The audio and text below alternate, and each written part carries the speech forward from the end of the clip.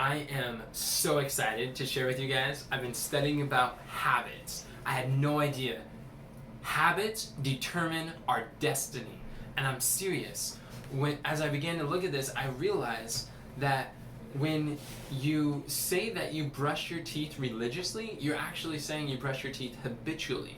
The religion of Christ, the religion is really like what you do on a consistent basis. For instance, Proverbs 23:7 says, as a man thinketh in his heart, so is he.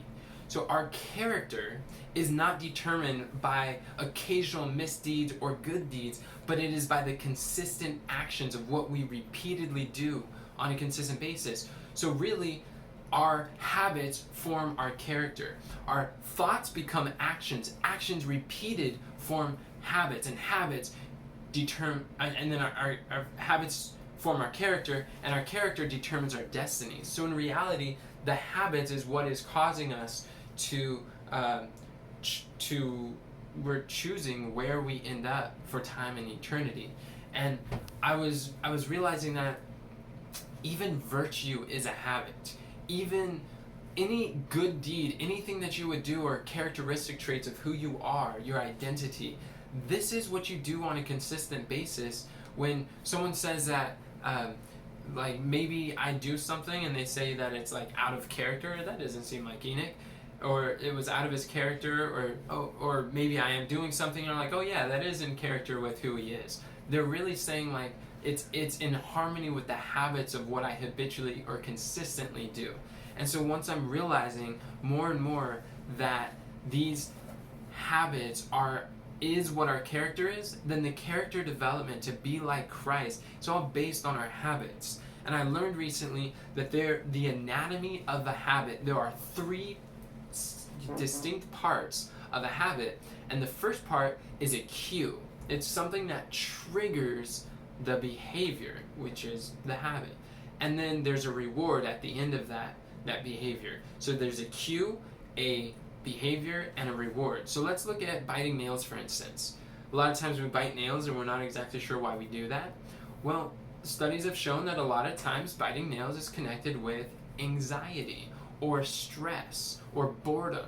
So what happens is the cue is that emotion of maybe anxiety. So then what people do is they bite their nail, and that first pierce of pain is, or biting the nail is a behavior, and that pain is just enough to distract our mind from the anxiety or the boredom, and we'd rather have that spike of pain than we would be bored. So that's the reward. So you have the cue, the behavior, and the reward. And once you realize all of these habits are based on these different rewards, then it helps us to realize if we can focus on recognizing why we do what we do, and we can identify the cues, the triggers that are initiating the behavior, then we can form good behavior. Like for instance, if we're tempted to say something bad about someone, Philippians 4:8 says, whatsoever things are pure, whatsoever things are just, lovely, honest, of good report, think on these things. We should cultivate the habit of speaking well of others, rather than tearing apart and being fault-finding and criticizing what other people are doing. So what's nice is that, as Romans 12, the last verse says, we can overcome evil with good. So if we are evil speaking, and we want to stop that impulse, that initial impulse to speak evil of someone could actually be the cue. If we train our mind to attach a different behavior to that cue, whenever we're tempted to do that, then we praise something about their character. We say something, I really appreciate how this individual is so timely, and they listen, and they're not argumentative. That's very good. And maybe I was tempted to say that they're sloppy or they're unorganized, but instead, as I see the thoughts coming, then I'm like, wait a second, let me say something good about them. That's how habit is formed. And when there's a reward at the end of it, then it's easier to form good habits. Like for instance, studies have shown that people who exercise and eat, like for instance, like a sweet treat at the end of it, in they right after they exercise, they found that they exercise more. But oftentimes what we do is we actually punish ourselves when we exercise. So what do I mean by that? So you get up early, you start exercising, and then you're rushing through your shower, you're late to work, you're anxious if you're gonna get there on time, and you're trying to get there in a hurry, and so you're actually like punishing yourself for doing something good and getting up early and exercising.